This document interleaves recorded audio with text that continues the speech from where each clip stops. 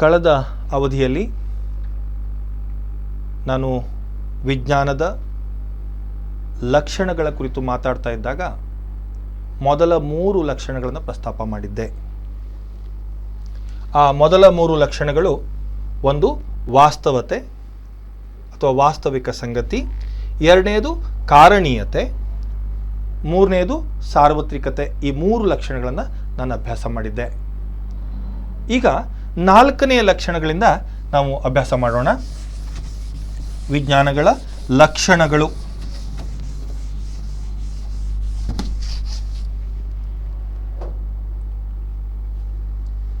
ನಾಲ್ಕನೆಯದು ಭವಿಷ್ಯ ಸೂಚಕತೆ.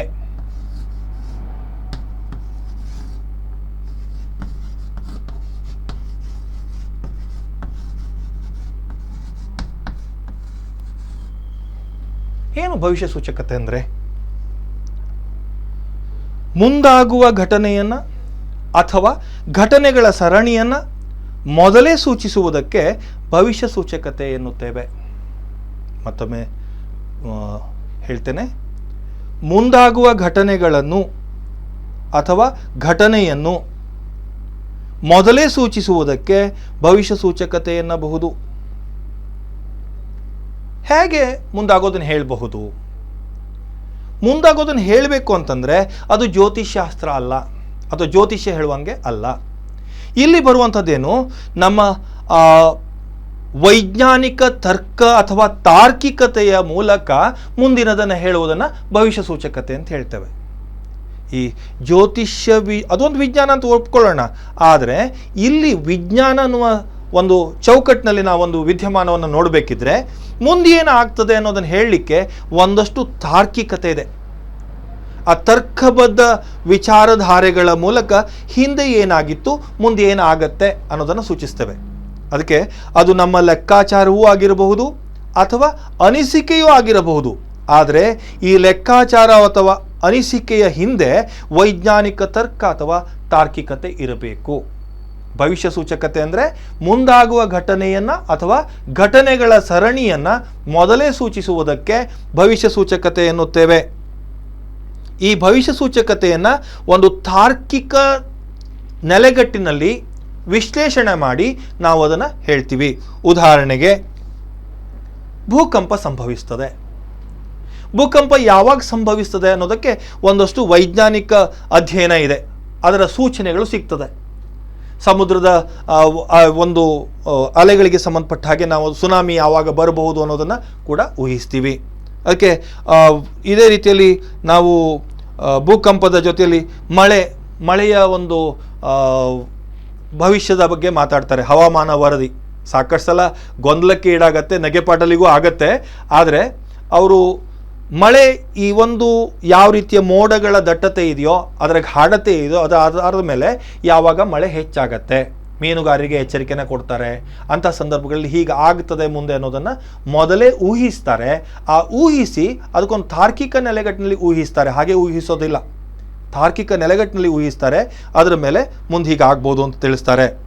ಇನ್ನು ನಾವು ಸಮಾಜಶಾಸ್ತ್ರ ಅಥವಾ ಸಾಮಾಜಿಕ ವಿಜ್ಞಾನಗಳಲ್ಲಿ ಯಾವ ರೀತಿಯಲ್ಲಿ ನಾವು ಭವಿಷ್ಯ ಸೂಚಿಸ್ತೇವೆ ತಮಗೆ ಗೊತ್ತು. ಜನಸಂಖ್ಯಾಶಾಸ್ತ್ರವನ್ನು ನೋಡ್ತೀರಿ. ಒಂದು ಹಂತದಲ್ಲಿ 1990ರ ದಶಕ 80ರ ದಶಕದಲ್ಲಿ ಪ್ರತಿ 1000 ಪುರುಷರಿಗೆ ಮಹಿಳೆಯರ ಸಂಖ್ಯೆ 927ಕ್ಕೆ ಇಳಿತು. ಆ 927ಕ್ಕೆ ಇಳಿದಿದ್ದು ಆಮೇಲೆ 930ಕ್ಕೆ ಬಂತು. ಈಗ 933ಕ್ಕೆ ಏರಿಕೆ ಆಗ್ತಾ ಇದೆ. ಇದು ಪ್ರತಿ ದಶಕದಲ್ಲಿ ಕೂಡ ಯಾಕೆ ಹೀಗೆ ಆಗ್ತಾ ಇದೆ ಅನ್ನೋದರೊಂದು ಕಲ್ಪನೆಯಲ್ಲಿ ಅದನ್ನು ಮುಂದೆ ಏರಿಕೆ ಆಗಬೇಕು ಅನ್ನೋ ಉದ್ದೇಶಕ್ಕೆ ಸಾಕಷ್ಟು ಕ್ರಮಗಳನ್ನು ತೆಗೆದುಕೊಂಡು ಮುಂದೆ ಏರಿಕೆ ಆಗ್ತಾ ಇದೆ, ಆಗತ್ತೆ ಅನ್ನುವ ಭವಿಷ್ಯ ಸೂಚನೆ ಬಂತು. ಹಾಗೆಯೇ ಜನಸಂಖ್ಯಾ ಬೇರೆ ಬೇರೆಯ ಲಕ್ಷಣಗಳ ಪ್ರಶ್ನೆ ಬಂದಾಗ ಸಾಕ್ಷರತೆ, ಭಾರತ ಶೀಘ್ರದಲ್ಲಿಯೇ ಸುಮಾರು 90% ಸಾಕ್ಷರರನ್ನು ಹೊಂದಬಹುದು. ಇನ್ನೊಂದು ಸಂತೋಷ ವಿಷಯನ ತಮ್ಮೆದುರುಗಡೆ ಹೇಳಬೇಕು. ಭಾರತ ಯುವಕರ ದೇಶ.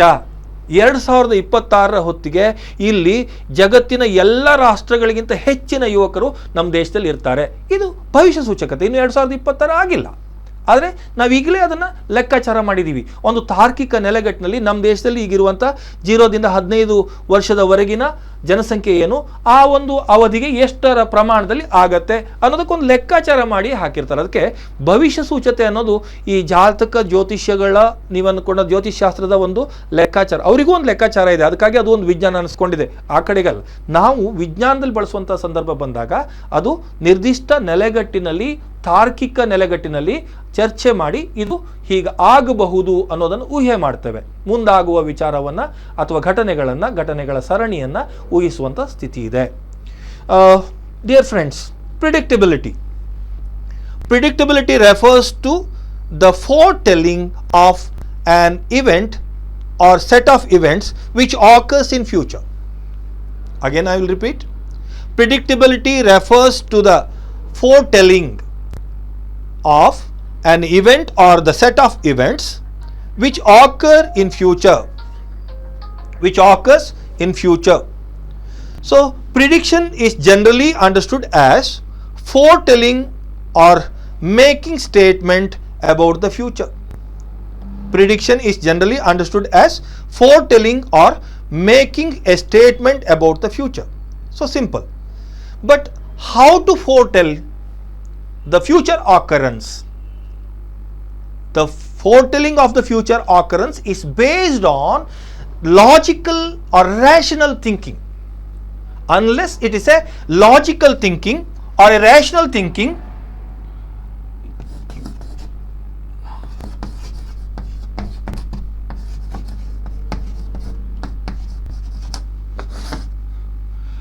logical or rational thinking.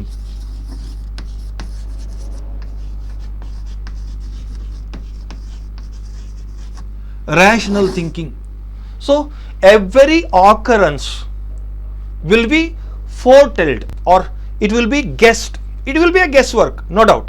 But that guesswork will be based on logical or rational analysis. Unless you have the logical analysis, you may not predict it. Prediction refers to the foretelling of future occurrence. Very simple. There will be a question, what is predictability? You have to say that predictability refers to the foretelling of future occurrence. Very simple answer. You will get the marks with this. So prediction is generally understood as foretelling of making a statement about the future. Examples will be, very first one, earthquake will happen in nearest future. That will be warned. And the climatic conditions regarding the information regarding environmental conditions, specifically our tsunami or storms like that, will be predicting it earlier. In social science, we will predict on the basis of demography. I hope we will consider it as a demographic dividend, which means in nearest future, in the sense 2026, India will be a nation of youngers. When we consider Indian youth, the population of youth will be highest in the world. Indian youth population will be highest in the world in 2026. 2026, we will be the youngest country. We will be having the youngest population in our nation. So it is a prediction. How we predict? From now the age group in between 0 to 25 will be in 6 years. They will be at the age of 18 to 26 likewise. On the basis of that, we will predict that India will be the nation of youths. Likewise, that's the predictability. ಮುಂದಿನದು ದೃಢೀಕರಣೀಯತೆ.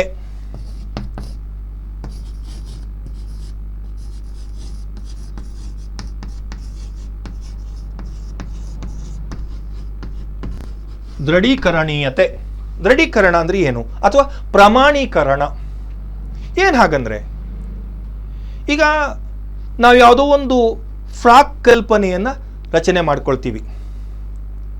ಆ frock ಕಲ್ಪನೆ, ಅದನ್ನು ಇಂಗ್ಲೀಷ್ನಲ್ಲಿ hypothesis ಅಂತ ಕರೀತಾರೆ. ಆ frock ಕಲ್ಪನೆ ಈಗ ಒಂದು ಊಹೆ, ಅದು ನಮ್ಮ ಊಹೆಯಲ್ಲಿ ನಾವು ಸೃಷ್ಟಿ ಮಾಡಿಕೊಂಡಿದ್ದು. ಅದು ಹೌದೋ ಅಲ್ವೋ ಅನ್ನೋದರ ಪರಿಶೀಲನೆ ಆಗಬೇಕು. ಈಗ ಹೇಳಿರುವಂತಹ ಒಂದು ಹೇಳಿಕೆ, ವಿದ್ಯಮಾನ ಸರಿ ಇದೆಯೋ ಇಲ್ವೋ ಅನ್ನೋದನ್ನು ನಾವು ತಾಳೆ ನೋಡುವುದು. ಪ್ರಮಾಣೀಕರಣ, ಇಲ್ಲಿ ತಾಳೆ ನೋಡುವುದು ಅನ್ನೋ ಶಬ್ದಕ್ಕೆ ಬಳಸ್ಕೊ. ಕರಣೀಯತೆ ಅಥವಾ ದೃಢೀಕರಣೀಯತೆ ಈ ಶಬ್ದನ ಬಳಸ್ತೀವಿ. ಒಂದು ಹೇಳಿಕೆ ಅಥವಾ ಫ್ರಾಕ್ ಕಲ್ಪನೆಯ ಸತ್ಯಾಸತ್ಯತೆಯನ್ನು ಪರಿಶೀಲಿಸುವ ಯಾವುದೇ ವಿಧಾನವನ್ನು ದೃಢೀಕರಣ ಅಥವಾ ಪ್ರಮಾಣೀಕರಣ ಎನ್ನುತ್ತೇವೆ. ನೋಡಿ, ಪ್ರಶ್ನೆ ಬರಬಹುದು, ಪ್ರಶ್ನೆಗೆ ನೀವು ಸಿದ್ಧರಾಗಬೇಕು. ನಾ ಪ್ರತಿ ಲಕ್ಷಣವನ್ನು ಹೇಳಬೇಕಿದ್ರೂ ಕೂಡ ಅದರ ವ್ಯಾಖ್ಯೆಯನ್ನು ಇಟ್ಕೊಂಡು ಹೋಗ್ತಾ ಇದ್ದೇನೆ, ಗಮನಿಸಿ. ಒಂದು ಹೇಳಿಕೆ ಅಥವಾ ಫ್ರಾಕ್ ಕಲ್ಪನೆಯ ಸತ್ಯಾಸತ್ಯತೆಯನ್ನು ಪರಿಶೀಲಿಸುವ ಯಾವುದೇ ವಿಧಾನವನ್ನು ದೃಢೀಕರಣ ಅಥವಾ ಪ್ರಮಾಣೀಕರಣ ಎನ್ನುತ್ತೇವೆ. ನೋಡಿ, ವಿಜ್ಞಾನ ಅಂದಾಗ ಯಾವ್ಯಾವುದೋ ಹೇಳಿಕೆಗಳನ್ನು ಹೇಳಿದರೆ ಅದು ಊಹಾಪೋಹಗಳಾಗ್ಬಿಡ್ತದೆ, ಅದು ಸತ್ಯಕ್ಕೆ ದೂರವಾಗಿರ್ತದೆ. ಅಥವಾ ಯಾವುದು ಸತ್ಯಕ್ಕೆ ದೂರವಾಗಿರ್ತೋ ಅದು ವಿಜ್ಞಾನ ಆಗಿರೋದಿಲ್ಲ. ನಾವು ಚಿಕ್ಕ ಮಕ್ಕಳಿದ್ದಾಗ ಅನ್ಕೋತಿದ್ವಿ, ನಾನು ಸ್ಕೂಲಿಗೆ ಹೋಗಬೇಕಿದ್ರೆ ಅಥವಾ ಶಾಲೆಗೆ ಹೋಗ್ಬೇಕಿದ್ರೆ ಎಲ್ಲ ತುಂಬ ಇಳಿಜಾರು ಜಾಗ ಆಗಬೇಕಿತ್ತು, ಶಾಲೆಯಿಂದ ವಾಪಸ್ ಮನೆಗೆ ಬರಬೇಕಿದ್ರೆ ಮನೆ ಕಡೆಗೆ ಇಳಿಜಾರು ಆಗಬೇಕಿತ್ತು. ಆಗ್ಲಿಕ್ಕೆ ಸಾಧ್ಯ ಉಂಟಾ? ಹಾಗೆ ಅದಕ್ಕೆ ಪ್ರಮಾಣ ಇಲ್ಲ, ಅದು ನಮ್ಮ ಕಲ್ಪನೆ, ಊಹೆ. ಹಾಗಿದ್ದಾಗ ಯಾರೋ ಚೂಮಂತರಂತ ಅಲ್ಲಾವುದ್ದೀನ್ ಚಿರಾಗದಲ್ಲಿ ಯಾರೋ ಬಂದರೋ, ಇದೆಲ್ಲ ಊಹೆ ಅಷ್ಟೇನೆ, ಇದೆಲ್ಲ ಸಾಧ್ಯ ಇಲ್ಲದ ಮಾತು. ಅದನ್ನು ನಾವು ವೈಜ್ಞಾನಿಕ ನೆಲೆಗಟ್ಟಿನಲ್ಲಿ ನೋಡಿದಾಗ ಅದಕ್ಕೊಂದು ದೃಢೀಕರಣ ಬೇಕು. ನೀವು ಚೂಮಂತರ ಹೇಳಿ ಅದನ್ನು ತೋರಿಸುವಂಗಿದ್ರೆ ಆವಾಗ ಒಪ್ಕೊಳ್ಬಹುದು, ಪವಾಡಗಳಾಗಬಹುದು. ಅದಕ್ಕೋಸ್ಕರ ನಾನು ಹೇಳ್ತಿರೋದು ಇಲ್ಲಿ ದೃಢೀಕರಣ. ಪ್ರತಿಯೊಂದು ಹೇಳಿಕೆ ಅಥವಾ ಫ್ರಾಕ್ ಕಲ್ಪನೆ ಸತ್ಯವಾಗಿದೆಯೋ ಇಲ್ವೋ ಅನ್ನೋದನ್ನು ಪರಿಶೀಲಿಸುವ ಮೂಲಕ ಯಾವುದೇ ವಿಧಾನವನ್ನು ಪರಿಶೀಲಿಸುವಂತಹ ಯಾವುದೇ ವಿಧಾನವನ್ನು ನಾವು ದೃಢೀಕರಣ ಅಥವಾ ಪ್ರಮಾಣೀಕರಣ ಎನ್ನುತ್ತೇವೆ. ಹೇಳಿಕೆಯೊಂದನ್ನು ದೃಢೀಕರಿಸುವುದು ಎಂದರೆ ಅನುಭವ ವೇದ್ಯವಾದ ಸಾಕ್ಷ್ಯಾಧಾರಗಳನ್ನು ನೀಡಿ ಅದನ್ನು ನಂಬಲಾರ್ಹವಾಗಿಸುವುದು. ಮತ್ತೆ ಪ್ರಮಾಣೀಕರಣ ಅಂದ್ರೇನು?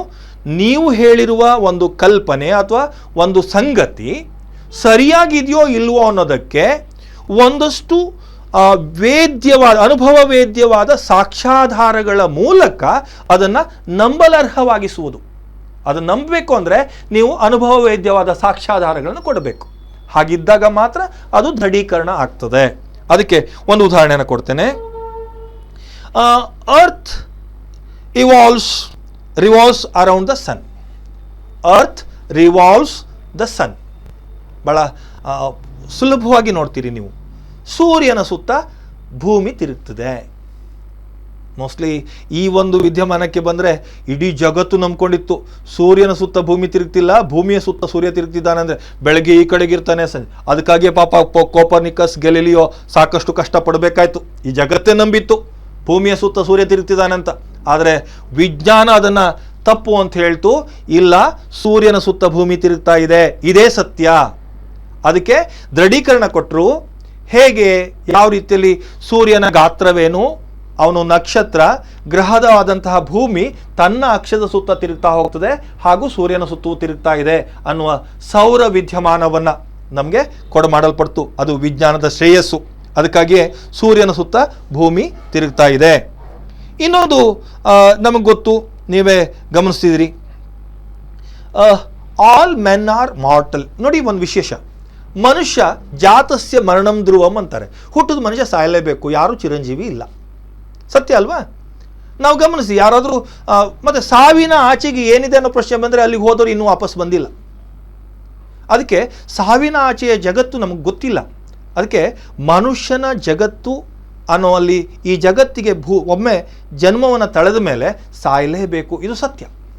ಅದಕ್ಕಾಗಿ ಇಲ್ಲಿ ಪ್ರಮಾಣೀಕರಣ ಅಂದರೆ ಏನು?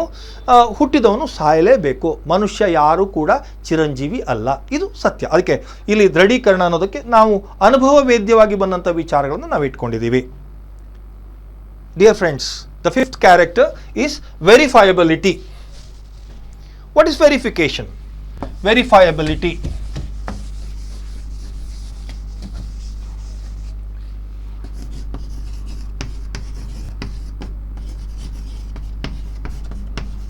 Verifiability. What is verifiability? Verification refers to any procedure regarded as establishing the truth of proposition or hypothesis. A hypothesis will be created, it will be constructed, and it will be proved or it will be disproved with some evidences which has been considered. To verify a statement is to provide evidence, generally an empirical or observational kind, for believing it to be true. See, two aspects will be considered again here. It will be empirical. You have to prove it. Or it should be observed and it should be proved. By observation or by empirical aspects, you have to prove it. Unless you prove the things, facts, it may not be coming under the science. If a phenomena which you have to agree as a science, it should be verified in an appropriate way. Unless until it fulfill all those conditions, you may not call it, you may not believe it. So for the sake of agreeing or accepting the fact it is real, we should have to prove it, we have to verify it. For example, you may consider the earth revolves around the sun. Earth will be taking a round of sun, it take a round itself at the same time around the sun also. But initially it was believed that the sun is taking a round of earth. So that Galileo was the first person who said the sun is not taking the round of earth, earth is taking the round of sun. And Galileo, Copernicus were punished because of the truth itself. Unless until there was a science or scientific consideration, till now we were believing that the sun is taking a round of earth. But when science has that much of dominance on the fact, we proved that sun is constant, in the sense sun will be at the center and the other the planets will be taking round of sun. So earth is also a planet which is taking a round of sun. In other example, I will focus on all men are mortal. The person who get birth on this earth will be die on the other day. So death is a compulsory factor when you take the birth itself. If you born in this earth, you will die. That's the very true fact. It will be verified and everyone experienced, in the sense one or the other person's death we observe like this. ಮುಂದಿನ ಲಕ್ಷಣ ನಮಗಿರುವಂಥದ್ದು ವಸ್ತುನಿಷ್ಠತೆ, ಮೌಲ್ಯ ನಿರಪೇಕ್ಷತೆ. ವಿದ್ಯಾರ್ಥಿಗಳೇ, ತುಂಬ ವಿಶಿಷ್ಟವಾದ ಲಕ್ಷಣ ಇದು. ಯಾಕೆ ಈ ಲಕ್ಷಣವನ್ನು ನಾನು ವಿಶಿಷ್ಟವಾದದ್ದು ಅಂತ ಹೇಳ್ತಾ ಇದ್ದೇನೆ ಅಂದರೆ, ಇಲ್ಲಿ ಎರಡು ಅಂಶಗಳು ಬರ್ತದೆ. 6ನೇ ಲಕ್ಷಣ, ಒಂದನೇದು ವಸ್ತುನಿಷ್ಠತೆ,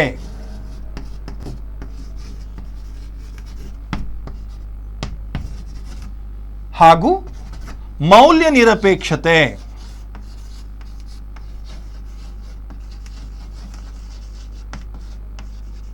ನಾನು ಇದನ್ನ ಇಷ್ಟೊಂದು ವಿವರವಾಗಿ ಹೋಗ್ತಾ ಇರೋದಕ್ಕೆ ಕಾರಣ, ಕೆಲವೊಮ್ಮೆ 10 ಅಂಕಗಳಿಗೂ ಡಿಫೈನ್ ಸೈನ್ಸ್ ಅಂತ ಹೇಳಿ ಅದರ ಲಕ್ಷಣಗಳು ಅಂತ ಕೇಳಿಬಿಡ್ತಾರೆ. ಆವಾಗ 10 ಅಂಕಗಳಿಗೂ ಬರ್ಬೋದು. ಹೆಚ್ಚಾಗಿ 5 ಅಂಕಕ್ಕಂತೂ ಬಂದೇ ಬರುವಂಥ ಪ್ರಶ್ನೆ ಆಗಿರೋದ್ರಿಂದ ಈ ವಿಷಯವನ್ನು ನಾನು ಸ್ವಲ್ಪ ವಿವರವಾಗಿ ಚರ್ಚೆ ಮಾಡ್ತಿದ್ದೇನೆ. ಏನು ವಸ್ತುನಿಷ್ಠತೆ ಅಂದರೆ ಏನು? ನಾವು ಯಾವುದೋ ಒಂದು ಘಟನೆಯನ್ನು ಅವಲೋಕನ ಮಾಡ್ತಾ ಇದ್ದೀವಿ. ಅವಲೋಕನ ಮಾಡ್ತಾ ಇರುವಾಗ, ಅದನ್ನು ವ್ಯಾಖ್ಯಾನಿಸುವಾಗ ಯಾವುದೇ ಬಗೆಯ ಪೂರ್ವಾಗ್ರಹಗಳು ಇರಬಾರ್ದು. ನಮ್ಮ ಅವಲೋಕನವು ಅಥವಾ ನಮ್ಮ ವ್ಯಾಖ್ಯಾನವು ಪೂರ್ವಾಗ್ರಹಗಳಿಂದ ಮುಕ್ತವಾಗಿರುವುದನ್ನು ನಾವು ವಸ್ತುನಿಷ್ಠತೆ ಅಂತ ಹೇಳ್ತೀವಿ. ಉದಾಹರಣೆಗೆ, ಒಬ್ಬ ಕೊಲೆಯನ್ನು ಮಾಡಿದ್ದಾನೆ. ಆ ಕೊಲೆ ಮಾಡಿದವ ನಮ್ಮ ಸಂಬಂಧಿಕನೇ ಅಥವಾ ನಮ್ಮ ಸ್ನೇಹಿತನೋ ಅಥವಾ ನಮಗೆ ತುಂಬ ಹತ್ತಿರದವನಾದರೆ ನಮ್ಮ ಆ ಕೊಲೆಯ ಬಗ್ಗಿನ ನಮ್ಮ ಅಭಿಪ್ರಾಯ ಭಿನ್ನವಾಗಿರ್ತದೆ. ಅದೇ ಕೊಲೆಯನ್ನು ಯಾರೋ ಅಪರಿಚಿತ ಅಥವಾ ನಮಗೆ ಆಗದೇ ಇರುವಂಥವನು ಮಾಡಿದ್ದಾನೆ ಅಂತಂದಾಗ ನಾವು ಸುಲಭವಾಗಿ ಒಪ್ಕೊಂಡ್ಬಿಡ್ತೀವಿ, ವ್ಯಾಖ್ಯಾನಿಸ್ತೀವಿ. ಅಯ್ಯೋ, ಹಾಗೆ ಮಾಡ್ದ, ಹೀಗೆ ಮಾಡ್ದ. ಯಾಕೆ? ನಮ್ಮವರಾದಾಗ. ಅದಕ್ಕೆ ಸಮಾಜ ವಿಜ್ಞಾನಿ ಇರ್ಬೋದು, ಒಬ್ಬ ವಿಜ್ಞಾನಿ ಆದಾಗ ಯಾವುದೇ ಹೇಳಿಕೆಯನ್ನು ಅಥವಾ ಸತ್ಯ ಸಂಗತಿಯನ್ನು ಹೊರ ಹಾಕಬೇಕಿದ್ರೆ ಅಥವಾ ಅವಲೋಕನ ಮಾಡಬೇಕಿದ್ರೆ, ಅದನ್ನು ಸರಿಯಾಗಿ ಗ್ರಹಿಸಬೇಕಿದ್ರೆ ಪೂರ್ವಾಗ್ರಹಗಳಿಂದ ಮುಕ್ತವಾಗಿರಬೇಕು. ಸರ್ವೇ ಸಾಮಾನ್ಯ ಸಂದರ್ಭಗಳಲ್ಲಿ ನಾವು ಹೇಳ್ತೇವೆ ಬಡವರು ಕಳ್ಳರು ಅಂತ ಹೇಳ್ಬಿಡ್ತೀವಿ. ಬಡವರು ಕಳ್ಳರು ಅಂತ ಅನ್ನೋದು ಸಾಮಾನ್ಯವಾಗಿ ನಾವು ಅವರಿಗೆ ಹೊಟ್ಟೆಗಿರೋ ತಾರ್ಕಿಕ ಚಿಂತನೆಗಳಿದೆ ಇದ್ರ ಹಿಂದೆ. ಪಾಪ ಹೊಟ್ಟೆಗಿಲ್ಲ, ಕಷ್ಟ ಇದೆ, 10 ರೂಪಾಯಿ ಕಾಣ್ತು, ಕಿತ್ಕೊಂಡ, ಏನು ತಪ್ಪು ಅನ್ನೋ ಲೆಕ್ಕಕ್ಕೆ ವಿಚಾರ ಮಾಡ್ತೀವಿ. ಆದರೆ ವಾಸ್ತವದಲ್ಲಿ ಹಾಗಿರೋದಿಲ್ಲ. ಬಡವ ಕಷ್ಟಪಟ್ಟು ಬದುಕ್ತಾನೆ. ಆದರೆ ಜನಸಾಮಾನ್ಯ ಕಲ್ಪನೆಯಲ್ಲಿ ಬಡವರು ಹೀಗೆ, ಕೆಳಮಟ್ಟದವರು ಹೀಗೆ ಅನ್ನುವಂಥ ಕಲ್ಪನೆ ಇದೆಯಲ್ಲ, ಇದು ಪೂರ್ವಾಗ್ರಹಗಳಿಂದ ಕೂಡಿದ ಹೇಳಿಕೆ. ಇಂತಹ ಹೇಳಿಕೆಯನ್ನು ವಿಜ್ಞಾನ ಒಪ್ಪುವುದಿಲ್ಲ. ಸಾರಾಸಗಟ್ಟಾಗಿ ಅದನ್ನು ಧಿಕ್ಕರಿಸುತ್ತದೆ, ತಿರಸ್ಕರಿಸುತ್ತದೆ. ಅದಕ್ಕಾಗಿ ಹೇಳಿದ್ದು, ಈ ವಸ್ತುನಿಷ್ಠತೆ ಅಂದ್ರೇನು, ಇಲ್ಲಿ ವ್ಯಕ್ತಿನಿಷ್ಠವಾದ ವಿಚಾರಗಳು ಬೇಡ, ವಿಷಯಕ್ಕಾಗಿ. ಇನ್ನೊಂದು ಉದಾಹರಣೆ ಕೊಡ್ತೇನೆ. ಯಾವುದೋ ದೇಶದ ಪ್ರಧಾನಮಂತ್ರಿ ಒಂದು ಹೊರಗುತ್ತಿಗೆಗೆ ಸಹಿ ಹಾಕಿದ್ದಾನೆ, ಅದು ಸರಿಯೋ ತಪ್ಪೋ ಅನ್ನೋ ಪ್ರಶ್ನೆ ಬಂದಾಗ ಆ ವ್ಯಕ್ತಿ ಯಾವ ಪಕ್ಷದವನು, ಪ್ರಧಾನಮಂತ್ರಿ ಯಾವ ಪಕ್ಷದವನು, ಆ ಪ್ರಧಾನಮಂತ್ರಿ ಯಾರು, ಇದೆಲ್ಲ ವಿಷಯಗಳು ಚರ್ಚೆ ಮಾಡ್ತೀವಿ. ಇಲ್ಲಿ ನಮಗೆ ವ್ಯಕ್ತಿ ಮಹತ್ವದ್ದಲ್ಲ, ಯಾವ ಒಡಂಬಡಿಕೆಗೆ ಸಹಿ ಹಾಕಿದ್ದಾನೆ ಅನ್ನೋದು ಮಹತ್ವದ್ದು. ಆ ಘಟನೆಯನ್ನು ಗಮನಿಸಬೇಕೇ ಬಿಟ್ಟರೆ ವ್ಯಕ್ತಿಯನ್ನು ಗಮನಿಸುವಂಥದ್ದಲ್ಲ. ಅವನು ದೇಶದ ಪ್ರಧಾನಮಂತ್ರಿ, ಆ ಪ್ರಧಾನಮಂತ್ರಿಯಾಗಿ ಈ ಒಡಂಬಡಿಕೆಗೆ ಸಹಿಯನ್ನು ಹಾಕಿದ್ದಾರೆ. ಆ ಒಡಂಬಡಿಕೆಯ ಸತ್ಯಾಸತ್ಯತೆಗಳನ್ನು ಅಥವಾ ಅವಶ್ಯಕತೆ ಅನವಶ್ಯಕತೆಗಳನ್ನು ಚರ್ಚಿಸಬೇಕೇ ಹೊರತಾಗಿ ಆ ವ್ಯಕ್ತಿಯ ಬಗ್ಗೆ ಚರ್ಚೆಗಳು ಸಲ್ಲದು. ಅದು ವ್ಯಕ್ತಿನಿಷ್ಠವಾಗಿರತಕ್ಕದ್ದಲ್ಲ. ವಿಜ್ಞಾನದಲ್ಲಿ ಅದು ವಸ್ತುನಿಷ್ಠವಾಗಿರಬೇಕು. ಇದು ಒಂದು. ಆದರೆ ಇದರೊಳಗಡೆ ಇನ್ನೊಂದನ್ನು ಗಮನಿಸ್ತೇನೆ, ಮೌಲ್ಯ ನಿರಪೇಕ್ಷತೆ. ವೈಜ್ಞಾನಿಕವಾಗಿ ಮೌಲ್ಯ ನಿರಪೇಕ್ಷತೆ, ಭೌತ ವಿಜ್ಞಾನಗಳು ಇದು ತುಂಬ ಸುಲಭ, ಮೌಲ್ಯಗಳ ಪ್ರಸ್ತಾಪ ಬರೋದಿಲ್ಲ, ಅಥವಾ ವಸ್ತುನಿಷ್ಠತೆ ಅದು ಆ ವಸ್ತುಗಳಿಗೆ ಆದರೆ ಸಮಾಜ ವಿಜ್ಞಾನಗಳಲ್ಲಿ ಹೆಚ್ಚು ತಾಕಲಾಟ ಕೊಡುವಂತಹ ಅಂಶ ಇದು. ಸಾಮಾಜಿಕ ಸಂಶೋಧನೆಯಲ್ಲಿ ಹೆಚ್ಚು ಸಂದರ್ಭದಲ್ಲಿ ಈ ಮೌಲ್ಯ ನಿರಪೇಕ್ಷತೆ ಕಷ್ಟ ಸಾಧ್ಯ. ಮೌಲ್ಯ ಅಂದ್ರೆ ಏನು? ಮೌಲ್ಯ ಅಂದರೆ ಹಣ ಅಂತಲೂ ಅರ್ಥ ಕೊಡುತ್ತೆ. ಅದರ ಮೌಲ್ಯ ಎಷ್ಟು ಅಂತ ಕೇಳ್ತೀವಿ, ಮೌಲ್ಯ ಕೊಟ್ಟು ತಗೊಳ್ಳಿ. ಆ ಮೌಲ್ಯ ಅಲ್ಲ, ಇಲ್ಲಿ ಅರ್ಥಶಾಸ್ತ್ರದ ಮೌಲ್ಯ ಅಲ್ಲ. ಇಲ್ಲಿ ಬರುವ ಮೌಲ್ಯ ಅಂತಂದರೆ ಒಂದು ಆದರ್ಶಾತ್ಮಕ ವರ್ತನೆಯನ್ನು ಸಮಾಜ ಒಪ್ಕೊಂಡಿದೆ, ಆ ಒಪ್ಪಿತ ವರ್ತನೆಗಳು ಮೌಲ್ಯಗಳು. ಉದಾಹರಣೆಗೆ ಸತ್ಯಸಂಧತೆ, ಆ ಒಂದು ಮೌಲ್ಯಗಳು ಕೆಲಸ ಮಾಡುತ್ತೆ. ನಮ್ಮ ಆದರ್ಶಗಳು, ಆದರ್ಶಾತ್ಮಕ ತತ್ವಗಳು ಇಲ್ಲಿ ಕೆಲಸ ಮಾಡುತ್ತೆ. ಈಗ ನಾವು ಒಂದು ಅಧ್ಯಯನ ಮಾಡ್ತಿದ್ದೀವಿ ಅಂತ ಇಟ್ಕೊಳ್ಳಿ, ವೇಶ್ಯಾವೃತ್ತಿಯ ಹಾನಿಗಳು ಅಥವಾ ವೇಶ್ಯಾವೃತ್ತಿಗೆ ಕಾರಣವಾದ ಅಂಶಗಳು ಅನ್ನೋ ಪ್ರಶ್ನೆ ಬಂದಾಗ, ವೇಶ್ಯಾವೃತ್ತಿ ಅಂದರೆ ಅದು ಹೀನವೃತ್ತಿ, ಅದು ಸುದ್ದಿಗೆ ಹೋಗಬೇಡಿಪ್ಪ, ಅದು ಬೇಡ ಹೇಳೋಕ್ಕಾಗೋದಿಲ್ಲ. ಅದು ಕೂಡ ಒಂದು ಸಾಮಾಜಿಕ ವಿದ್ಯಮಾನ, ಅದನ್ನು ವ್ಯವಸ್ಥಿತವಾಗಿ ಅಧ್ಯಯನ ಮಾಡಲೇಬೇಕು. ಒಬ್ಬ ವಿಜ್ಞಾನಿ, ಸಾಮಾಜಿಕ ಸಂಶೋಧಕ ಅಂತಂದಾಗ ಆ ವಿಷಯಕ್ಕೆ ನ್ಯಾಯವನ್ನು ಒದಗಿಸಬೇಕು. ಇಲ್ಲಿ ನಮ್ಮ ಮೌಲ್ಯಗಳು ಕೆಲಸ ಮಾಡಬಾರ್ದು. ಇನ್ನೊಂದು ಉದಾಹರಣೆ ನಾನು ಇಲ್ಲಿ ಕೊಡ್ತೀನಿ ಬೇಕಾದ್ರೆ ನಿಮಗೆ. 90ರ ದಶಕದಲ್ಲಿ ಬಾಬರಿ ಮಸೀದಿಯನ್ನು ಕೆಡವಲಾಯಿತು. ಬಹುತೇಕವಾಗಿ ಈ ಒಂದು ಘಟನೆಯನ್ನು ಹೇಳಿಕೆಯನ್ನು ನೀಡಬೇಕಿದ್ರೆ ಅಥವಾ ಅದನ್ನು ವಿಶ್ಲೇಷಣೆ ಮಾಡಬೇಕಿದ್ರೆ ನಮ್ಮ ಪೂರ್ವಾಗ್ರಹಗಳು ಅಥವಾ ನಮ್ಮ ಮೌಲ್ಯಗಳು ಕೆಲಸ ಮಾಡ್ತವೆ.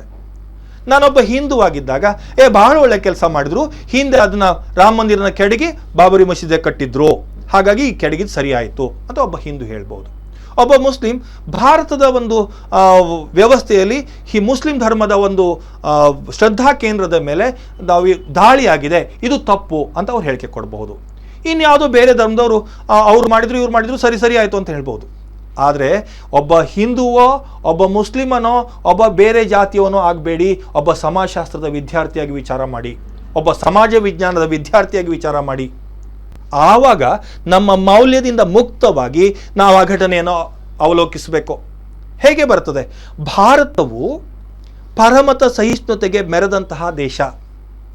ಹಾಗಾಗಿ ಪರಮತ ಸಹಿಷ್ಣುತೆಯನ್ನು ಹೊಂದಿರುವಂತಹ ಭಾರತೀಯರು ಈ ಒಂದು ಘಟನೆಯನ್ನು ಅಥವಾ ಹಿಂದೂಗಳು ಈ ಘಟನೆಯನ್ನು ಕಾರಣರಾಗಿದ್ದಾರೆ, ಈ ಒಂದು ಸನ್ನಿವೇಶವನ್ನು ತಂದಿಟ್ಟಿದ್ದಾರೆ ಅಂತಂದರೆ ಇದು ಭಾರತೀಯ ಇತಿಹಾಸದ ಕಪ್ಪು ಚುಕ್ಕೆ. ಒಬ್ಬ ಸಮಾಜಶಾಸ್ತ್ರದ ವಿದ್ಯಾರ್ಥಿಯಾಗಿ ಇಂತಹದ್ದು ಸರಿಯಲ್ಲ.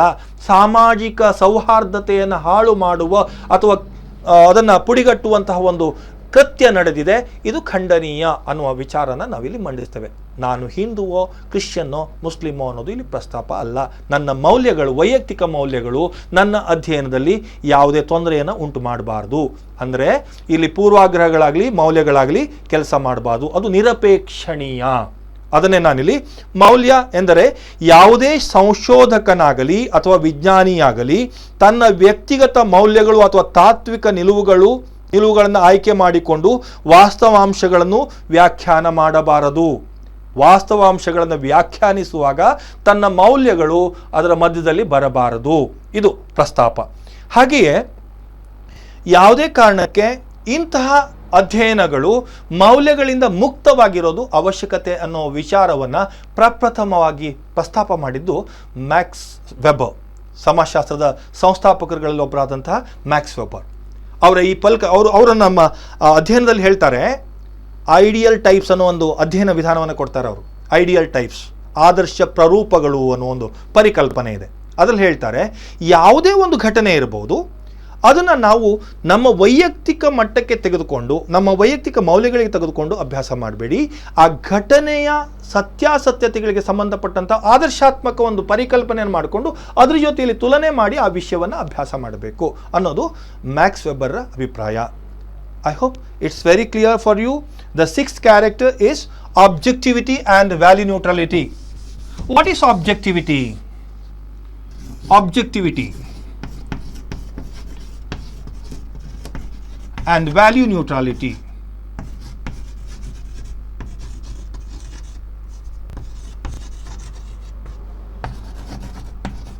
Value neutrality. Dear friends, objectivity means interpreting the facts in such a way that our personal judgments or our prejudice are eliminated from them.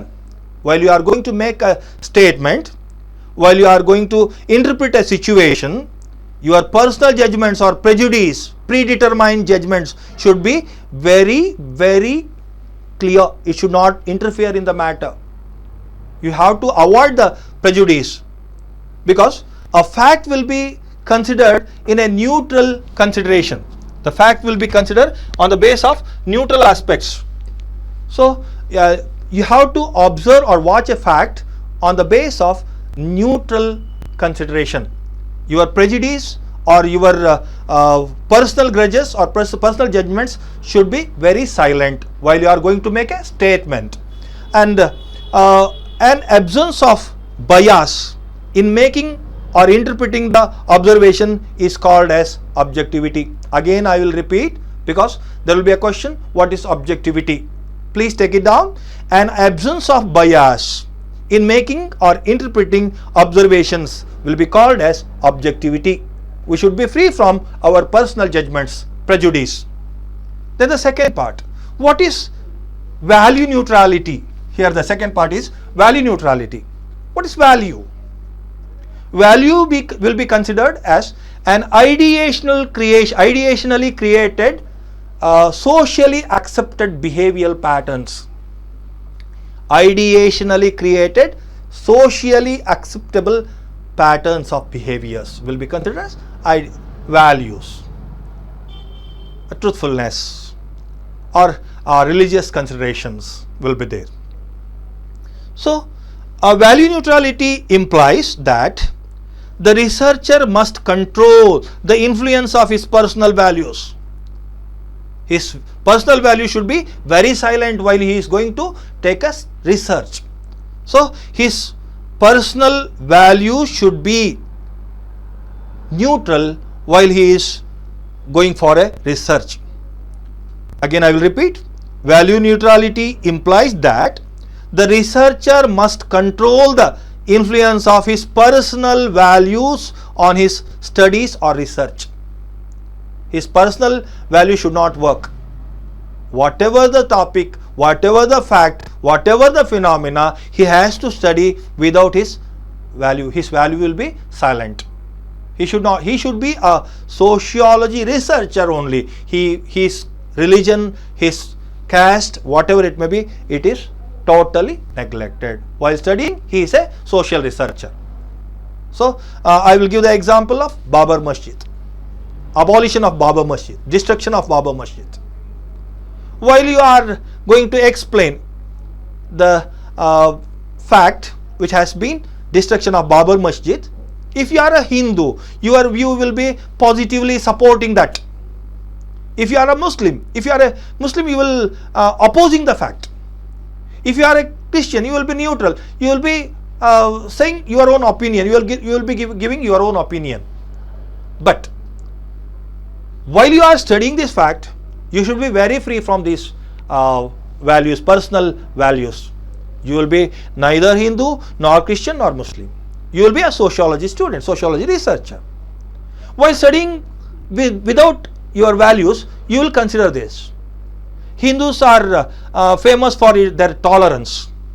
So Indians are, throughout the history you will observe that Indians are tolerant population. They are tolerant people. So it is a black spot. The first time in the history, Indian history, there is a destruction of other religious holy places. So it is a black spot on Indian culture. Likewise, when you are studying such things, your value should be neutral. Such tradition has been laid down by Max Weber, the pioneer of sociology. In his ideal types, specifically the comparison study of society, he considers this, the ideal types, the fact will be ideationally created and that fact will be compared with the ideationally created fact that will be considered.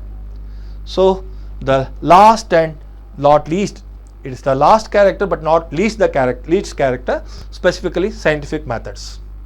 The whole science is depending upon this. That's why it's not a least factor. Last character, we will consider it as ವೈಜ್ಞಾನಿಕ ವಿಧಾನಗಳು ಹಾಗೂ ತಂತ್ರಗಳ ಮೇಲೆ ವಿಶೇಷ ಗಮನ. ವೈಜ್ಞಾನಿಕ ವಿಧಾನಗಳು ಹಾಗೂ ತಂತ್ರಗಳ ಮೇಲೆ ವಿಶೇಷ ಗಮನ. ವಿಜ್ಞಾನ ಅಂತ ಅನ್ಸ್ಕೋಬೇಕಿದ್ರೆ ನಮಗೆ ವೈಜ್ಞಾನಿಕ ವಿಧಾನಗಳು ಬೇಕು.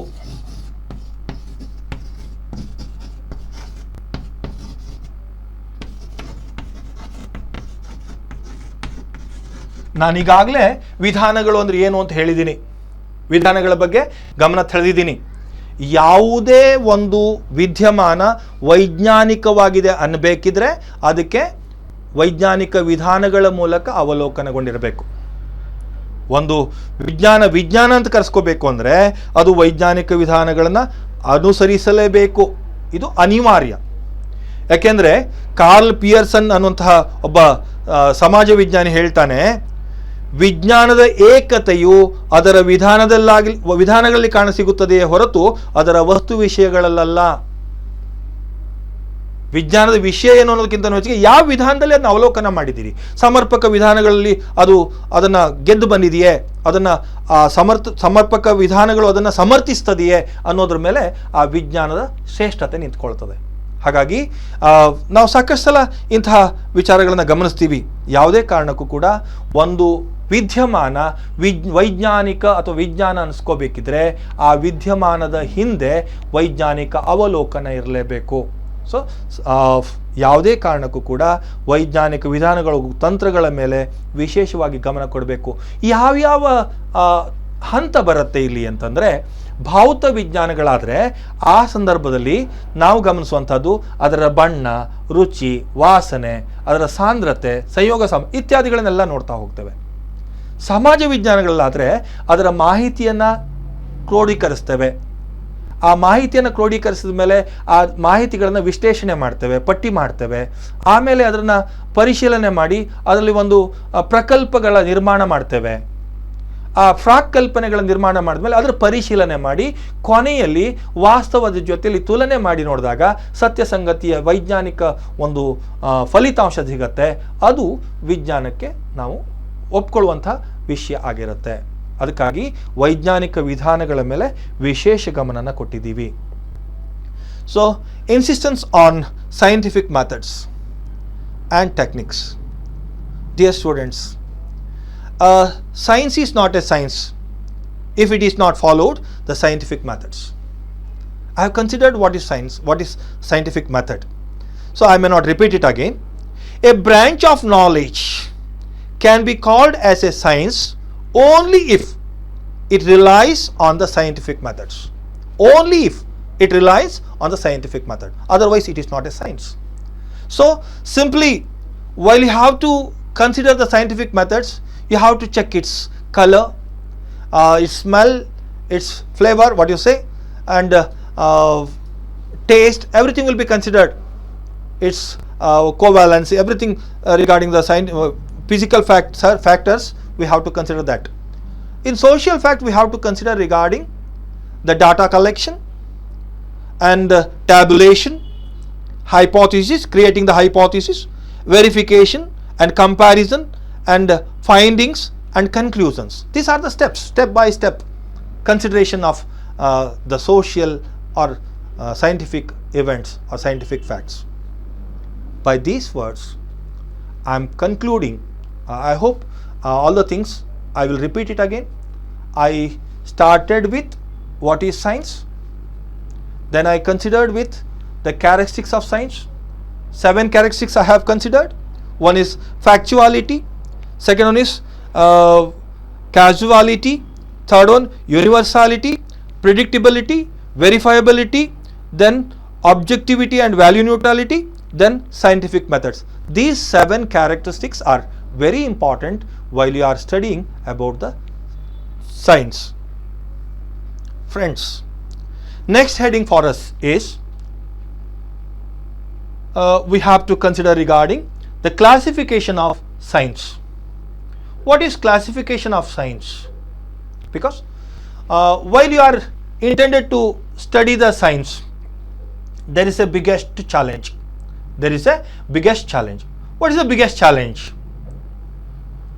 A man may not get the mastery over all sciences, all knowledge, because knowledge is an ocean. So this ocean will be considered in a specific consideration. If you are expertise in the physical aspects, you will go through the physical sciences. If you are interested in the social phenomena, you have to go through the social facts. A man may not have control or have mastery on all knowledges. That's why it's very important we have to classify the science. ಸ್ನೇಹಿತರೆ, ಕಳೆದ ಒಂದು ಅವಧಿಯಲ್ಲಿ ಆರಂಭ ಮಾಡಿದ್ದೆ ನಾನು ವಿಜ್ಞಾನ ಎಂದರೇನು ಅಲ್ಲಿಂದ ಆರಂಭ ಮಾಡಿ, ಅದರ ನಂತರದಲ್ಲಿ ವಿಜ್ಞಾನಗಳ ವ್ಯಾಖ್ಯೆಯನ್ನು ಅಭ್ಯಾಸ ಮಾಡಿದ್ವಿ, ವಿಜ್ಞಾನದ ಶಬ್ದಶಃ ಅರ್ಥವನ್ನು ನೋಡಿದ್ವಿ, ತದನಂತರದಲ್ಲಿ ವಿಜ್ಞಾನದ ಲಕ್ಷಣಗಳನ್ನು ನೋಡಿದ್ವಿ. ಯಾಕೆಂದರೆ ಒಂದು ವಿದ್ಯಮಾನವನ್ನು ವಿಜ್ಞಾನ ಅಂತ ಒಪ್ಪಿಕೊಳ್ಬೇಕಿದ್ರೆ, ಅದನ್ನು ನಾವು ಸಮ್ಮತಿಸಬೇಕಿದ್ರೆ ಅದಕ್ಕೆ ವೈಜ್ಞಾನಿಕ ಲಕ್ಷಣಗಳಿರಬೇಕು, ವಿಜ್ಞಾನದ ಲಕ್ಷಣಗಳಿರಬೇಕು. ಅದರಲ್ಲಿ 7 ಲಕ್ಷಣಗಳನ್ನು ಅಭ್ಯಾಸ ಮಾಡಿದ್ವಿ. ಒಂದು ವಾಸ್ತವೀಯತೆ ಅಥವಾ ಸತ್ಯಸಂಗತಿ, ಎರಡನೇದು ಕಾರಣೀಯತೆ, ಮೂರನೇದು ಸಾರ್ವತ್ರಿಕತೆ, ನಾಲ್ಕನೇದು ಭವಿಷ್ಯ ಸೂಚಕತೆ, ಐದನೇದು ದೃಢೀಕರಣೀಯತೆ, ಆರನೇದು ವಸ್ತುನಿಷ್ಠತೆ ಹಾಗೂ ಮೌಲ್ಯ ನಿರಪೇಕ್ಷತೆ, ಏಳನೇದು ವೈಜ್ಞಾನಿಕ ವಿಧಾನಗಳು ಮತ್ತು ತಂತ್ರಗಳ ಮೂಲಕ ಅಧ್ಯಯನ ಮಾಡಬೇಕಾದಂಥ ಅವಶ್ಯಕತೆ. ಹೀಗಿದ್ದಾಗ ಮಾತ್ರ ಅದನ್ನು ನಾವು ವಿಜ್ಞಾನ ಅಂತ ಒಪ್ಕೊಳ್ಳೋಕ್ಕೆ ಸಾಧ್ಯ ಇದೆ. ಆದರೆ ನಮಗೆಲ್ಲ ಗೊತ್ತು, ಈ ವಿಜ್ಞಾನ ಅನ್ನೋದೊಂದು ವಿಶಾಲವಾದ ಸಾಗರ. ಅಂದರೆ ಜ್ಞಾನ ಅನ್ನೋದೇ ವಿಶಾಲವಾದ ಸಾಗರ. ಈ ಸಾಗರದಲ್ಲಿ ಇರುವ ಎಲ್ಲವನ್ನು ನಾವು ಗ್ರಹಿಸೋದಕ್ಕಾಗೋದಿಲ್ಲ, ಎಲ್ಲವನ್ನೂ ಕೂಡ ನಾವು ಅದರ ಮೇಲೆ ಸ್ವಾಮಿತ್ವವನ್ನು ಅಥವಾ ಅಧಿಕಾರವನ್ನು ಸ್ಥಾಪಿಸೋದಕ್ಕೆ ಆಗೋದಿಲ್ಲ. ಈ ಜ್ಞಾನ ಅನ್ನೋದರ ಪರಿಧಿ ಇದೆಯಲ್ಲ, ಇದು ನಮ್ಮ ಮಾನವನ ನಿಲುಕಿಗೆ ಸಿಗದೇ ಇರುವಂತಹದ್ದು, ನಮ್ಮಿಂದ ನಮ್ಮ ನಿರೀಕ್ಷೆಗೂ ಮೀರಿದ ಒಂದು ವಿದ್ಯಮಾನ ಆಗಿರೋದ್ರಿಂದ ಕೆಲವನ್ನಷ್ಟೇ ನಾವು ನೋಡಬಹುದು. ಉದಾಹರಣೆಗೆ, ನನಗೆ ಭೌತ ವಿಜ್ಞಾನಗಳೇ ಆಸಕ್ತಿ ಇದ್ದರೆ ಭೌತಿಕತೆ ಕಡೆಗೆ ಹೋಗಬಹುದು, ಅಥವಾ ನನಗೇನಾದರೂ ಸಾಮಾಜಿಕ ವಿದ್ಯಮಾನಗಳ ಕಡೆಗೆ ಸೆಳೆತಾ ಇದ್ದರೆ ಆ ಕಡೆಗೆ ನಾನು ಹೋಗಬಹುದು. ಹಾಗಾಗಿ ವಿಜ್ಞಾನವನ್ನು ಯಾವುದನ್ನು ಅಭ್ಯಾಸ ಮಾಡಬೇಕು? ಏಕೆಂದರೆ ವಿಶಾಲವಾದ ಜ್ಞಾನ ಕ್ಷೇತ್ರದಲ್ಲಿ, ಅದಕ್ಕೆ ಇತಿಮಿತಿಗಳೇ ಇಲ್ಲದಂತಹ ಈ ಕ್ಷೇತ್ರದಲ್ಲಿ ನನಗೆ ಕೆಲವಷ್ಟು ಪರಿಮಿತವಾದ ಚೌಕಟ್ಟಿನಲ್ಲಿ ನಾನು ಅಧ್ಯಯನ ಮಾಡಬೇಕು ಅನ್ನೋ ವಿಚಾರ ಬಂದಾಗ ಅದಕ್ಕೆ ಒಂದು ನಿರ್ದಿಷ್ಟವಾದ ಚೌಕಟ್ಟನ್ನು ಹಾಕುವ ಪ್ರಯತ್ನ ಆಗಬೇಕು. ಆ ಚೌಕಟ್ಟನ್ನು ಹಾಕುವ ಪ್ರಯತ್ನವೇ ವಿಜ್ಞಾನಗಳ ವರ್ಗೀಕರಣ. ಆ ವಿಜ್ಞಾನಗಳ ವರ್ಗೀಕರಣಕ್ಕೆ ಸಂಬಂಧಪಟ್ಟ ಹಾಗೆ ನಾವು ಗಮನಿಸುವಂಥದ್ದು, ಸಮಗ್ರವಾದ ಜ್ಞಾನವನ್ನು ಅಥವಾ ಈ ಜ್ಞಾನದ ಸಮಗ್ರ ದರ್ಶನವನ್ನು ಪಡೆಯುವುದು ಯಾವುದೇ ವ್ಯಕ್ತಿಯ ಸಾಮರ್ಥ್ಯಕ್ಕೆ ಮೀರಿರೋದ್ರಿಂದ ಜ್ಞಾನದ ಒಂದೊಂದು ಕ್ಷೇತ್ರವನ್ನು ಅಧ್ಯಯನ ಮಾಡಲು ಒಂದೊಂದು ವಿಜ್ಞಾನ ಹುಟ್ಕೊಂಡಿದೆ. ಒಂದೊಂದು ಕ್ಷೇತ್ರವನ್ನು, ಈಗ ವೈದ್ಯಕೀಯ ಕ್ಷೇತ್ರ ಇರಬಹುದು, ಭೌತಿಕ ಕ್ಷೇತ್ರ ಇರಬಹುದು, ಸಾಮಾಜಿಕದಲ್ಲಿ ರಾಜಕೀಯ ಕ್ಷೇತ್ರ ಇರಬಹುದು, ಮನಃಶಾಸ್ತ್ರಕ್ಕೆ ಸಂಬಂಧಪಟ್ಟಂಗೆ ಮಾನಸಿಕ ಕ್ಷೇತ್ರ ಇರಬಹುದು, ಸಾಕಷ್ಟು ಕ್ಷೇತ್ರಗಳಿದೆ. ಅದಕ್ಕಾಗಿ ಯಾವುದೋ ಒಂದು ಕ್ಷೇತ್ರದ ಒಂದು ಅಲ್ಪ ಭಾಗವನ್ನು ನಾವು ನೋಡಬಹುದು, ಅದರ ಮೇಲೆ ನಾವು ಯಶಸ್ಸನ್ನು ಸಾಧಿಸ್ಬೋದು. ಅದಕ್ಕಾಗಿ ಈ ಒಂದು ಎಲ್ಲವನ್ನೂ ಓದೋದಕ್ಕೆ ಸಾಧ್ಯ ಇಲ್ಲದೆ ಇರೋದ್ರಿಂದ, ಎಲ್ಲದರ ಮೇಲೂ ಪ್ರಭುತ್ವವನ್ನು ಪಾಂಡಿತ್ಯವನ್ನು ಪಡೆದುಕೊಳ್ಳಕ್ಕೆ ಆಗದೇ ಇರೋದ್ರಿಂದ ನಾವು ಒಂದು ಸೀಮಿತ ಚೌಕಟ್ಟಿನಲ್ಲಿ ವಿಜ್ಞಾನವನ್ನು ವರ್ಗೀಕರಿಸ್ತೇವೆ. ಆ ವರ್ಗೀಕರಿಸುವ ಸಂದರ್ಭದಲ್ಲಿ ನಮಗೆ ಸುಲಭವಾಗಿ, ನಾನು ಈಗಾಗಲೇ ನೀವು ಸಮಾಜಶಾಸ್ತ್ರದ ಲಕ್ಷಣಗಳಲ್ಲಿ ಗಮನಿಸಿರಬೇಕು, ಸಮಾಜಶಾಸ್ತ್ರವು ಶುದ್ಧ ವಿಜ್ಞಾನ, ಅನ್ವಯಿಕ ವಿಜ್ಞಾನ ಅಲ್ಲ, ಇದು ಪ್ರಯೋಗ ಸಿದ್ಧವೆನ್ನಬಹುದಾದ ವಿಜ್ಞಾನ, ತಾರ್ಕಿಕ ನೆಲೆಯಲ್ಲಿ ವೈಚಾರಿಕವಾದ ವಿಜ್ಞಾನ, ಹೀಗೆ ಹಲವು ರೀತಿಯಲ್ಲಿ ವರ್ಗೀಕರಣ ಮಾಡ್ತೀರಿ. ಆದರೆ ಒಂದು ವಿಶಾಲವಾದ ವ್ಯಾಪ್ತಿಯಲ್ಲಿ ಅತ್ಯಂತ ಯಶಸ್ವಿ ಚೌಕಟ್ಟಿನಲ್ಲಿ ನಾವು ಅದನ್ನು ಬಂಧಿಸಬೇಕು, ಆ ವಿಜ್ಞಾನವನ್ನು ಬಂಧಿಸಬೇಕು ಅಂದರೆ 2 ವಿಭಾಗವಾಗಿ ಅದನ್ನು ನಾವು ಅಭ್ಯಾಸ ಮಾಡಬೇಕು. ಆ ಎರಡು ವಿಭಾಗಗಳು ಅಂದರೆ ಒಂದು ಭೌತ ವಿಜ್ಞಾನ ಅಥವಾ ನೈಸರ್ಗಿಕ ವಿಜ್ಞಾನ, ನಿಸರ್ಗ ವಿಜ್ಞಾನಗಳು. ಮೊದಲನೆಯ ಭಾಗ ಭೌತ ವಿಜ್ಞಾನಗಳು ಅಥವಾ ನೈಸರ್ಗಿಕ ವಿಜ್ಞಾನಗಳು. ಎರಡನೆಯ ಭಾಗದಲ್ಲಿ ಸಮಾಜ ವಿಜ್ಞಾನಗಳು. ತುಂಬ ಸುಲಭವಾಗಿ ಗಮನಿಸಿ, ಒಂದು ಭೌತ ವಿಜ್ಞಾನ, ಇನ್ನೊಂದು ಸಮಾಜ ವಿಜ್ಞಾನ. ಈ ಎರಡು ಭಾಗಗಳಲ್ಲಿ ನಾವು ವಿಜ್ಞಾನವನ್ನು ವರ್ಗೀಕರಿಸಬಹುದು. So as I told you, it's very hard to get the mastery on the knowledge, because there are different sciences to deal with different branches of knowledge. So it is humanly impossible for any individual to master the whole of knowledge with all its complexity and diversity. It's highly impossible, better to say highly impossible, because even the computers are made by man, but man is not so sharp like computer.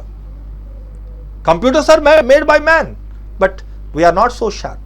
So it is very hard to get the mastery over the subjects.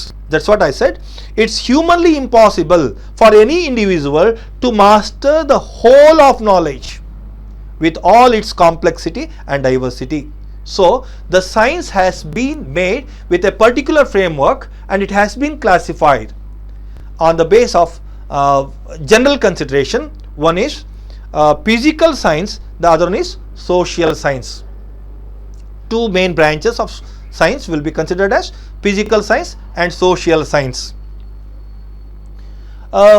ಭೌತ ವಿಜ್ಞಾನ ಅಂದಾಗ ಏನು ಅನ್ನೋ ಪ್ರಶ್ನೆಗೆ ಬರ್ತೀವಿ. ಭೌತ ವಿಜ್ಞಾನ ಎರಡು ವರ್ಗೀಕರಣ ಇದೆ, ಒಂದು ಭೌತ ವಿಜ್ಞಾನ, ಇನ್ನೊಂದು ಸಮಾಜ ವಿಜ್ಞಾನ. ಭೌತ ವಿಜ್ಞಾನದ ಕನ್ಸಿಡರೇಷನ್ ಏನು? ಭೌತ ವಿಜ್ಞಾನವನ್ನು ನೈಸರ್ಗಿಕ ವಿಜ್ಞಾನ ಅಥವಾ ನಿಸರ್ಗ ವಿಜ್ಞಾನ ಎಂದು ಕರೀತೇವೆ. ನಿಸರ್ಗ ವಿಜ್ಞಾನಗಳು ವಸ್ತುಗಳ ಭೌತಿಕ ಲಕ್ಷಣಗಳನ್ನು ಅಭ್ಯಾಸ ಮಾಡ್ತವೆ. ಯಾವುದು ಭೌತ ವಿಜ್ಞಾನ ಅಂದರೆ ನಿಸರ್ಗದ ಭೌತಿಕ ಲಕ್ಷಣಗಳನ್ನು ಅಭ್ಯಾಸ ಮಾಡುವಂತಹ ವಿಜ್ಞಾನದ ಶಾಖೆಯನ್ನು ಭೌತ ವಿಜ್ಞಾನ ಅಂತ ಕರಿತೇವೆ. ರಿಚರ್ಡ್ ಶಾಫರ್ ಈ ಭೌತ ವಿಜ್ಞಾನಕ್ಕೆ ಒಂದು ವ್ಯಾಖ್ಯಾನ ಕೊಡ್ತಾರೆ. ಅವ್ರ ಪ್ರಕಾರ ನೈಸರ್ಗಿಕ ವಿಜ್ಞಾನವೆಂಬುದು ಭೌತಿಕ ಲಕ್ಷಣಗಳು ಮತ್ತು ಅವುಗಳ ಅಂತಕ್ರಿಯೆಗೆ ಹಾಗೂ ಪರಿವರ್ತನೆಗಳ ಅಧ್ಯಯನವಾಗಿದೆ. ಮತ್ತೊಮ್ಮೆ ಹೇಳ್ತಾ ಇದ್ದೀನಿ, ಪುನರಾವರ್ತನೆ ಮಾಡ್ತಿದ್ದೀನಿ. ನೈಸರ್ಗಿಕ ವಿಜ್ಞಾನವೆಂಬುದು ಭೌತಿಕ ಲಕ್ಷಣಗಳು ಮತ್ತು ಅವುಗಳ ಅಂತಕ್ರಿಯೆ ಹಾಗೂ ಪರಿವರ್ತನೆಗಳ ಅಧ್ಯಯನವಾಗಿದೆ. ಒಂದು ಭೌತ ವಸ್ತು ಹೇಗೆ ತಮ್ಮೊಳಗೆ ಅಂತಕ್ರಿಯೆಗಳನ್ನು ಏರ್ಪಡಿಸ್ಕೊಳ್ತವೆ ಹಾಗೂ ಹೇಗೆ ಬದಲಾಗ್ತದೆ ಅನ್ನೋದರ ಸಮಗ್ರವಾದ ಅಧ್ಯಯನ ಮಾಡುವಂತಹ ವಿಜ್ಞಾನವನ್ನು ನಿಸರ್ಗ ವಿಜ್ಞಾನ ಅಥವಾ ಭೌತ ವಿಜ್ಞಾನ ಅಂತ ಕರೀತೇವೆ.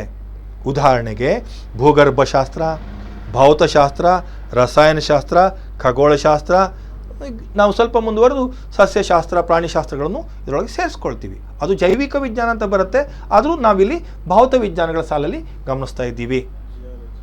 ಅದೇ ಭೂಗರ್ಭಶಾಸ್ತ್ರ, ಭೌತಶಾಸ್ತ್ರ, ರಸಾಯನಶಾಸ್ತ್ರ, ಖಗೋಳಶಾಸ್ತ್ರ, ಸಸ್ಯಶಾಸ್ತ್ರ, ಪ್ರಾಣಿಶಾಸ್ತ್ರ ಮುಂತಾದವುಗಳು. So simply the physical science is also called as natural science.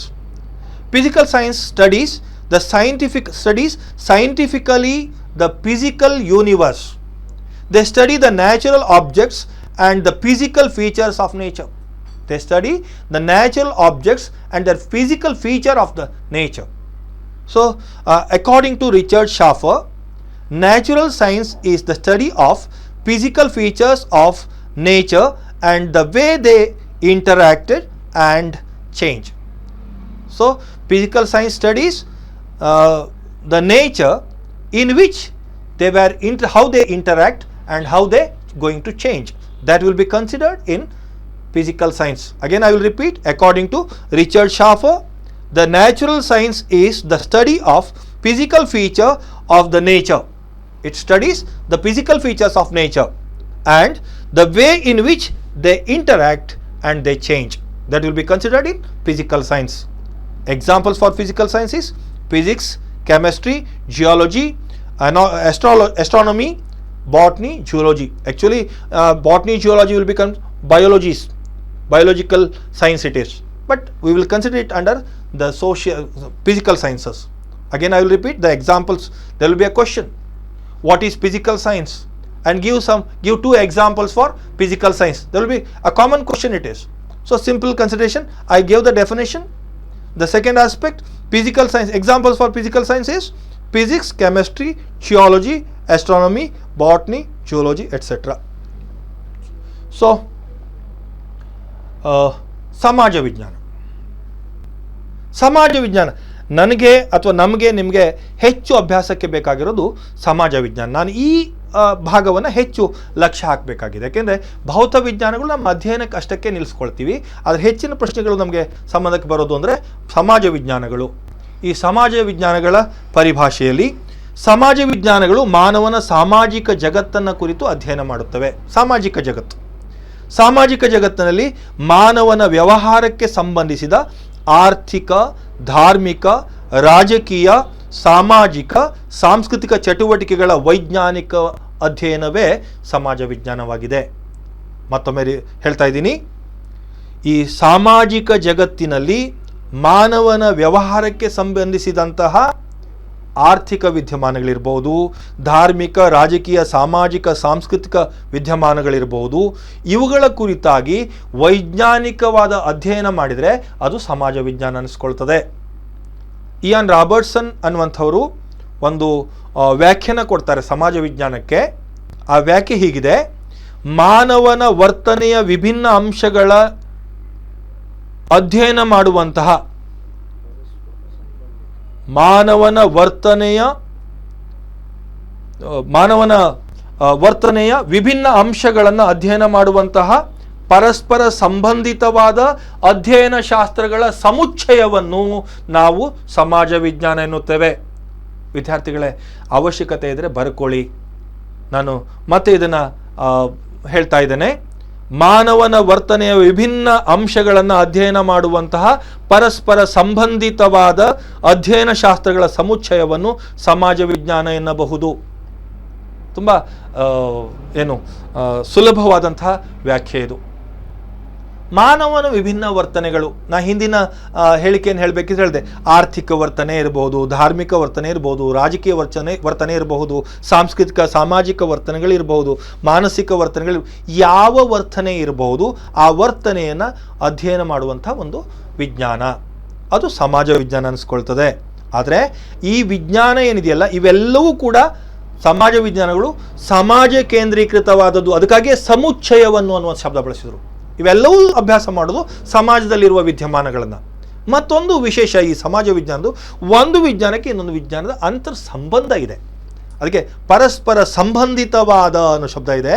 ಅಲ್ಲಿ ಪರಸ್ಪರ ಒಂದಕ್ಕೊಂದು ಅವಲಂಬನೆ ಇದೆ, ಒಂದಕ್ಕೊಂದು ಸಂಬಂಧ ಇದೆ. ನಾನು ಗಮನಿಸೋಕ್ಕೋದ್ರೆ ಇತಿಹಾಸನ ಮತ್ತು ಸಮಾಜಶಾಸ್ತ್ರನ ಗಮನಿಸಕ್ಕೆ ಹೋಗ್ತೀನಿ. ನಿನ್ನೆಯ ದಿನದ ಸಮಾಜಶಾಸ್ತ್ರ ಇಂದಿನ ಇತಿಹಾಸ. ಯಾಕೆ ಅಂದರೆ ನಿನ್ನೆ ಏನಾಯಿತು ಹೇಳೋದನ್ನು ವ್ಯವಸ್ಥಿತವಾಗಿ ದಾಖಲಿಸಿದರೆ ಅದು ಇತಿಹಾಸ. ನಿನ್ನೆಯ ಸಾಮಾಜಿಕ ಘಟನೆ ಅಭ್ಯಾಸ ಮಾಡಿದರೆ ಅದು ಸಮಾಜಶಾಸ್ತ್ರ. ಇವತ್ತಿಂದು ನಾಳೆಗೆ ಇತಿಹಾಸ ಆಗುತ್ತೆ. ಹಾಗಾಗಿ ಒಂದಕ್ಕೊಂದು ಸಂಬಂಧ ಇದೆ. ಈ ಅಂತರ್ ಸಂಬಂಧಿತವಾದ ವಿಜ್ಞಾನಗಳು ಅವು. ಅದಕ್ಕೆ ಮತ್ತೊಮ್ಮೆ ಹೇಳ್ತಾ ಇದ್ದೀನಿ, ಮಾನವನ ವರ್ತನೆಯ ವಿಭಿನ್ನ ಅಂಶಗಳನ್ನು ಅಧ್ಯಯನ ಮಾಡುವಂತಹ ಪರಸ್ಪರ ಸಂಬಂಧಿತವಾದ ಅಧ್ಯಯನ ಶಾಸ್ತ್ರಗಳ ಸಮುಚ್ಚಯವನ್ನು ಸಮಾಜ ವಿಜ್ಞಾನ ಎನ್ನುತ್ತೇವೆ. ಉದಾಹರಣೆಗೆ ಅರ್ಥಶಾಸ್ತ್ರ, ರಾಜ್ಯಶಾಸ್ತ್ರ, ಸಮಾಜಶಾಸ್ತ್ರ, ಸಾಮಾಜಿಕ ಮನಃಶಾಸ್ತ್ರ, ಇತಿಹಾಸ, ಮಾನವಶಾಸ್ತ್ರ ಮುಂತಾದವುಗಳು. ನಾನು ಈ ಒಂದು ವಿಷಯವನ್ನು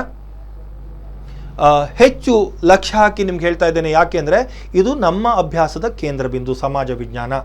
So social science deals with social universe. They study the wonder of human world. This is very important. Social science studies the wonder of human world. The entire range of man's social activity comes under the purview of social science. Entire range. That's what I'm telling. While we are thinking about the subject matter of sociology, everything under the sun will be studied in sociology. It's a comprehensive study of society. So, the social science is considered as the entire range of man's social activity comes under the purview of social science. Ian Robertson defines the social science as: the social science refers to a related group of disciplines that study various aspects of human behavior. The term social science refers to the related group of disciplines that study various aspects of human behavior. Very important point here we have to focus is the social sciences are interrelated, and all these social sciences are commonly studying the society, human society. So two aspects we have to consider. This science is focusing the society, and the sciences are interdependent. I gave an example here. Yesterday's sociology will be today's history. Today's sociology will be tomorrow's history. So the systematic record of the human past will be considered as history. The human records, specifically human activities, will be studied in a scientific view, will be called as sociology. In that society, if you study about the economic behavior, that is economics. Likewise, examples for social sciences, there will be a question, give 2 examples for social sciences. So, or give an example for social science. What is social science? Such questions will be answered. So it's very simple. I gave the definition and I gave the statement regarding the social science. Now I consider the types of social science, specifically political science, economics, anthropology, sociology, social psychology, history, etc. History coming under the humanities also. It's considered as humanity. It's coming under the humanity as well as social science. That's why history will be in the middle. So political science, economics, anthropology, sociology, social psychology, and history. These are considered as social sciences. By this, I will conclude today's session, because here we have considered the last 4 characteristics of science and the classification of science. In the next class, we have to consider the difference between social science and physical science. So I thank for the opportunity, and I request you to follow the things regularly. If you are in need of notes, I will provide it. And in the last class I said we will give the numbers, and if any doubts, you have to contact your concerned lecturers, your college lecturers. But also I am giving you my number. Please try with my WhatsApp number itself.